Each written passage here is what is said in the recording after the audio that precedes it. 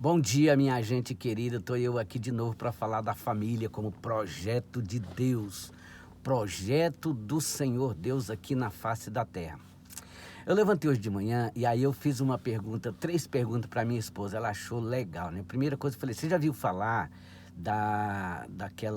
daquela mulher na Bíblia que criou Asa? Ela: sim, já vi falar. É a mulher, é a mãe do rei Asa, né? Que ela criou Asa. Você já viu falar na Bíblia também daquela mulher que virou estátua de sal? Sim, já vi falar, a mulher de Ló, tal.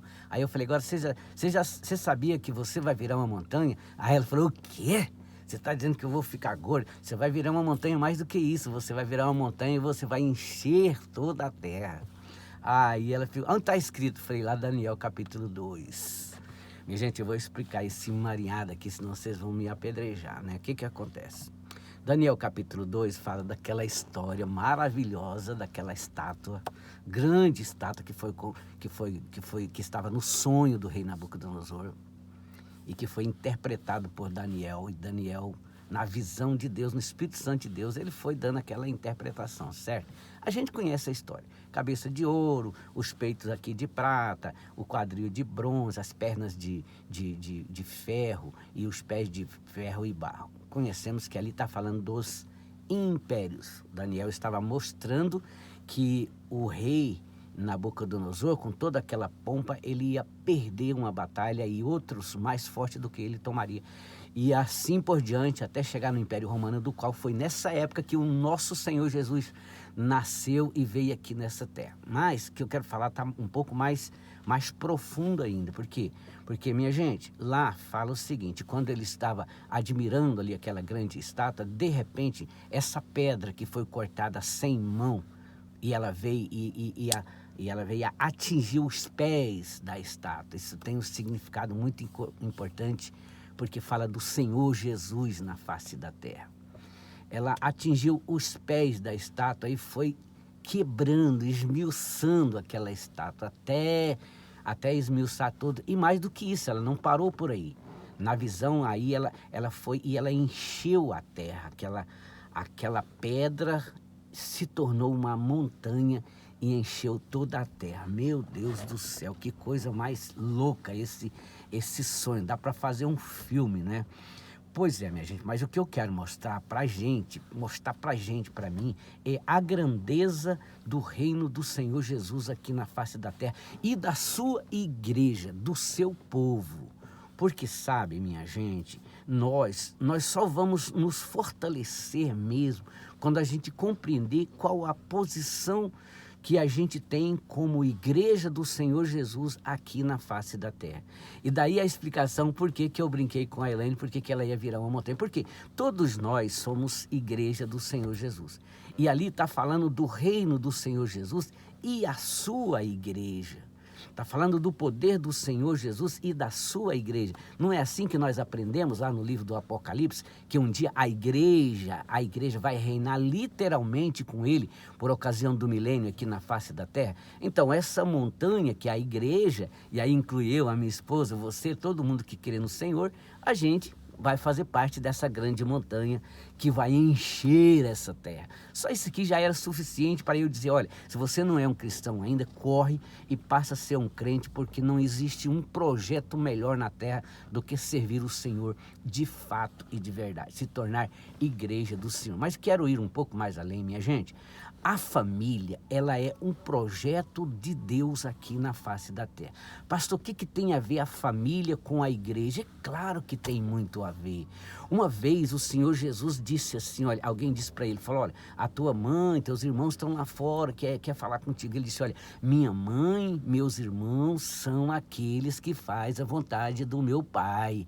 E apontou, sabe para quem? Para os discípulos. Sabe quem que os discípulos representam? A igreja do Senhor, que hoje, nesse dia que nós estamos aqui hoje, pisa nessa terra. Existe um povo de Deus, existe uma igreja, existe uma noiva do Senhor que está aguardando qualquer momento ele vir buscar essa noiva. E todo o projeto, toda a escritura sagrada, de uma certa forma, ela apresenta o noivo, que é o Senhor Jesus, a noiva, que é a igreja, todos aqueles que vão sendo resgatados através da pregação do evangelho, e ela apresenta todas as outras pessoas que, infelizmente, por algum motivo, não vão dar crédito na palavra do Senhor, incluindo esse vídeo que eu estou fazendo aqui. Muito infelizmente, existe esses três tipos de pessoas na face da terra: aqueles que nunca vão acreditar na pregação do evangelho, e esses vão continuar longe de Deus. Infelizmente, a eternidade para essas pessoas, segundo a palavra de Deus,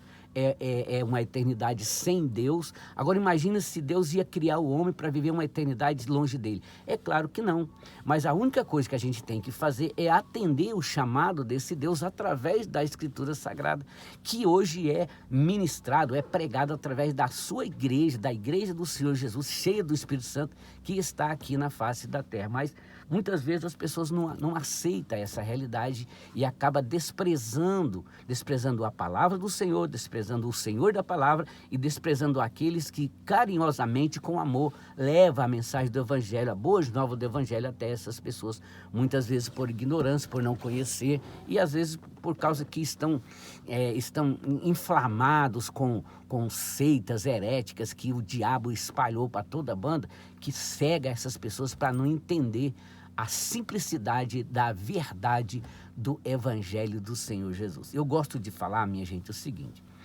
olha, famílias bem organizadas na face da terra, existe hoje, muitas famílias são bem organizadas na face da terra, e até família de ladrões, né? Os ladrões também têm suas famílias, certo? Os corruptos também têm suas famílias, as pessoas más também têm as suas famílias. Então a gente precisa entender, minha gente, que a família, ela é um projeto do Senhor aqui na face da terra. Deus quis desenhar para a humanidade como que vai ser no final de todas as coisas o casamento. Lembra que na Bíblia Sagrada tem muitas parábolas falando do banquete, do casamento, as bodas, enfim. Então Deus está desenhando que no final de todas as coisas haverá então a cerimônia aonde vai acontecer as bodas do Cordeiro, que é o Filho de Deus, aonde vai ser o encontro da igreja. E pastor, quem que é a igreja? São milhões e milhões e milhões e milhões e milhões incontáveis de pessoas, desde quando começou a ter pessoas que invocam o nome do Senhor na face da terra. Então essas pessoas que creram no Senhor Deus através de uma fé que acreditava assim que o Senhor da igreja, né, que era o chamado Messias, viria. Todas essas pessoas incluem. Por isso que quando fala no arrebatamento, lá na carta aos Tessalonicenses, fala que aqueles que morreram em Cristo ressuscitarão primeiro. Então, a fé de Abraão, a fé de Noé, a fé de Enoque, a fé de Moisés, é a mesma fé que a gente professa hoje. É a fé em Cristo, é a fé no Salvador. Só que era outra dispensação, mas era a mesma fé, o mesmo Deus, o mesmo Espírito. Então, todas essas pessoas que serão trazidos da onde eles estão, no seio de Abraão, eles estão em algum lugar, esperando o momento do arrebatamento da igreja, e aqueles que estiverem vivos serão também arrebatados a encontrar o Senhor, o noivo, nos ares. Por que que eu gosto de falar? Toda vez que acontece uma separação de um casamento que foi feito, principalmente se foi feito no altar, que teve uma oração para pedir a bênção, então esse casamento não compreendeu a grandeza que é a família na face da terra. Por quê? Porque o modelo, Deus fez a família para ser um modelo